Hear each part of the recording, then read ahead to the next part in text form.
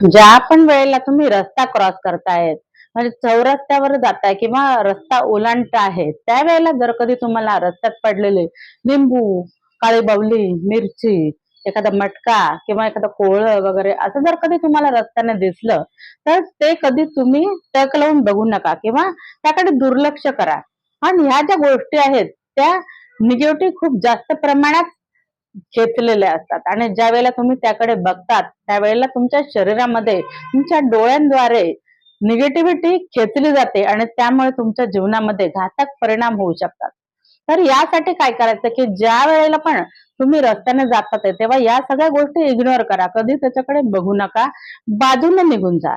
शक्यतो ज्यावेळेला पौर्णिमा, अमावास्या किंवा दिवाळीची रात्र असते, त्यावेळेला या गोष्टी जास्त सक्रिय असतात आणि त्याची निगेटिव्हिटी जास्त प्रमाणामध्ये मानवाला खेचली जाते.